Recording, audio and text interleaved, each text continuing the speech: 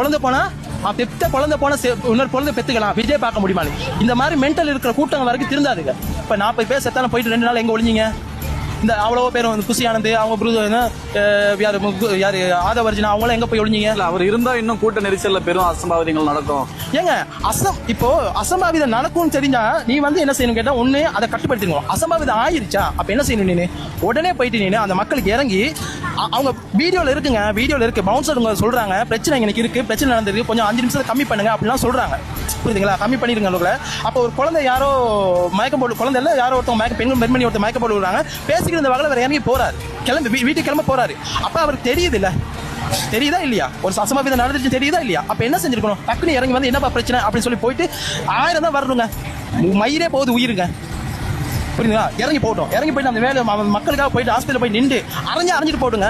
எத்தனையோ தலைவர்கள் செருப்படி கூட கல்லடியில சகதி அடி வரை வாங்கியிருக்காங்க, எச்சு கூட தூக்கிட்டு போயிருக்காங்க. அந்த மாதிரி ஆட்டுங்க, பரவாயில்லைங்க, அதுதான் தலைவன் கலங்க. புரியுதுங்களா? அந்த மாதிரி அதுதான் இருந்த தலைவன் கலகு. அதை விட்டுட்டு இந்த மாதிரி இருந்தா ஒரு நாள் கஷ்டம். இனிமேலும் நான் சொல்றேன், இந்த மாதிரி சினிமா பிரபலங்கள் மேல இந்த விஜய் மாதிரி ஆளுகிட்ட திருப்பி பின்னுக்கு போனா இந்த தமிழ்நாடை எவ்வளவு திருத்த முடியாது. நல்லா இனி வரும் இளைஞர்களே உங்களுக்கு தான் சொல்றோம், இனி வரும் காலங்களில் இதை யோசிச்சு செய்யாட்டி போனா உங்க பிள்ளைகள்ல இருந்து நீங்க கெட்டு போய் நாசமா போயிட்டீங்க, உங்க பிள்ளைகள்ல இருந்து சீர்கெட்டு அழியும் இந்த நாடை திருத்தவே முடியாது. என்ன பொறுத்தவரை நீங்க எல்லாம் கட்சி செய்யறது தகுதியே இல்லை.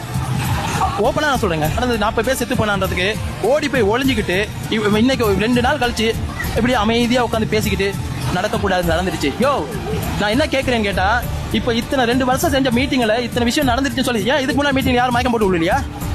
உயிர் போன பேர் தான் உங்களுக்கு அம்மா ஆத்தான்னு சொல்லி எல்லாம் வருதா? இதுக்கு முன்னாடி எதுவுமே நடக்கலையே. இதுக்கு முன்னாடி நடந்த எத்தனை பேர் மயக்கம் போட்டு விழுந்தாங்க, ஆனா என்னன்னா யாரும் சாவாதனால அது வந்து செய்தியா வரல. புரியுதுங்களா? அப்ப செத்துன செய்தி வந்திருக்கும், நடக்கக்கூடாது நடந்துருச்சு சொல்லி நடக்கக்கூடாது நடந்துருச்சு.